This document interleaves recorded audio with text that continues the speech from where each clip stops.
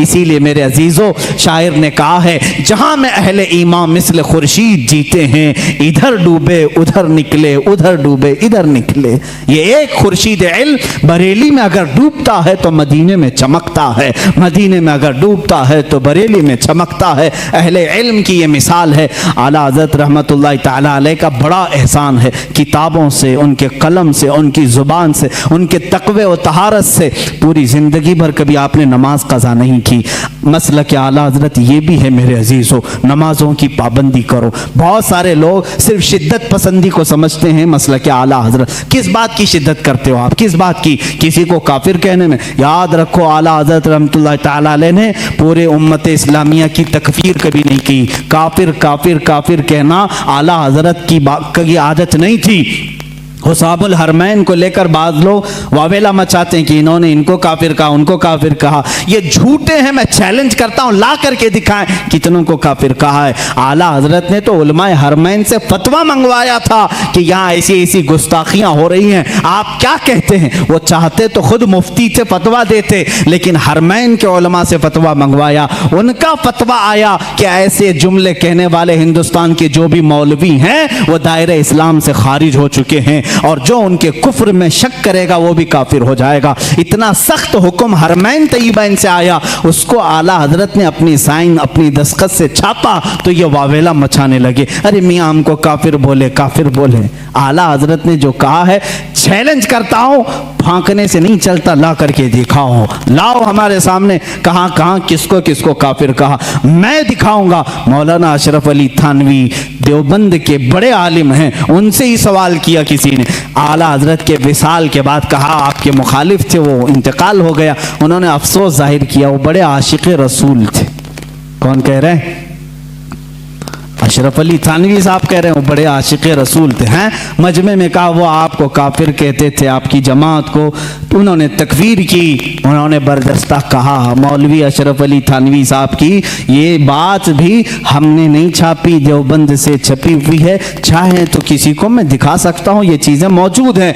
उन्होंने लिखा, कहा अपने मुरीदों से, मियाँ मौलाना अहमद रज़ा खान साहब अगर हमको काफिर नहीं कहते तो वो खुद काफिर हो जाते हैं।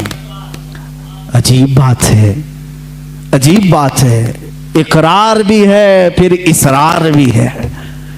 कह रहे अगर वो हमें काफिर ना कहते तो खुद काफिर हो जाते, इसलिए कि उन्होंने इश्क़े रिसालत में डूब करके देखा कि ये रसूल के खिलाफ तहरीरें आई हैं, तो उन पर फर्ज था कि वो इन तहरीरों के खिलाफ लिखें और उनका कुफ्र साबित करें। उन्होंने वो काम किया है। ये दोगले लोग होते हैं, इधर भी बोलते हैं उधर भी बोलते हैं।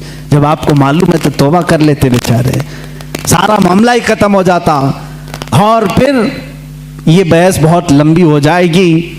मैं दूसरे दीगर मकातिब फ़िक्र के उलमा की बातें अगर बताऊं, दीगर उलमा जो अहले हदीस के उलमा हैं, देवबंद के उलमा हैं, गैर मुक़ल्लिदीन के उलमा हैं, उन्होंने भी लिखा है कि आला हज़रत इमाम अहमद रज़ा खान रहमतुल्लाह ताला अलैह का कोई सानी नहीं था, इल्म में उनका कोई सानी नहीं। हमारे उलमा की बात छोड़ें, मैं दीगर मकातिब फ़िक्र के उलमा की बात कर रहा हूँ।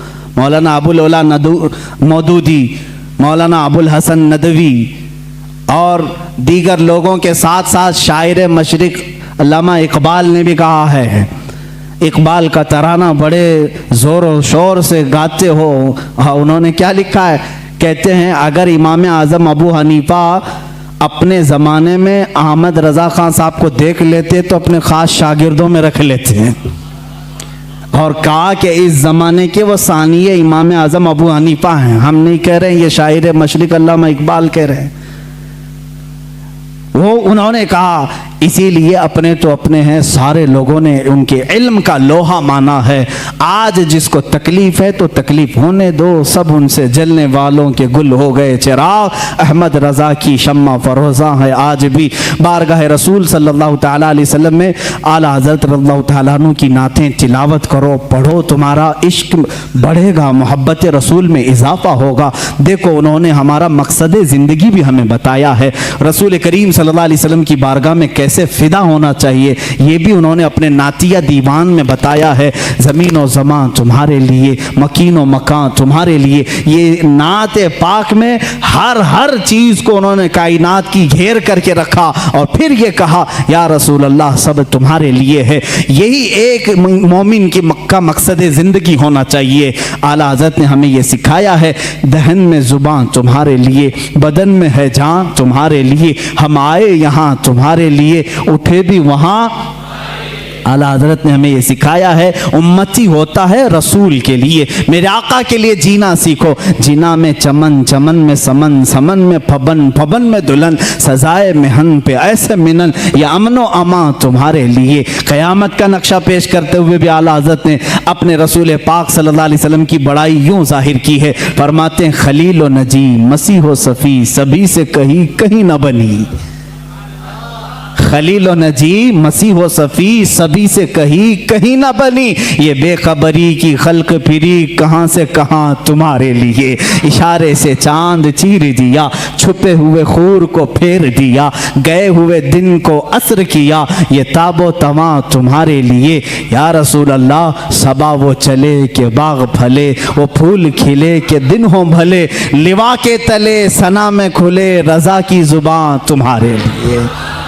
जिंदगी को शुरू किया ज़मीन व ज़मां से और ख़त्म कर रहे हैं अपने आखिरी शेर में लिवा के तले। लिवा कहते हैं वो झंडा जो अल्लाह ताला अपने हबीब को क़यामत के दिन अता करेगा, जिसको लिवाउल हम्द कहते हैं। अल्लाह ताला उस दिन हुजूर को ये झंडा अता करेगा और खुश नसीब मुसलमान उस झंडे के तले जमा भी होंगे। मेरे आका अपने उम्मतियों को उस झंडे तले जमा करेंगे जो उनकी मोहब्बत में जीते मरते थे। आला हज़रत फरमाते हैं लिवा के तले, उस झंडे के तले भी या रसूल अल्लाह सना में खुले, रज़ा की ज़ुबान तुम्हारे लिए। ये ज़िंदगी का मकसद होना चाहिए। आखिर में इन नातिया अशआर से अपनी गुफ्तगू को ख़त्म करता हूँ। आला हज़रत रहमतुल्लाह ताला अलैह ने बारगाह रिसालत का एक ऐसा अदब भी हमें दिखाया है और सुन्नियों को जगाते हुए भी कहा है, सूना जंगल रात अंधेरी छाई बदली काली है, सोने वालों जागते रहियो चोरों की रखवाली है, आँख से काजल साफ चुरा ले यहाँ वो चोर बला के हैं, तेरी गठरी ताकी है और तूने नींद निकाली है,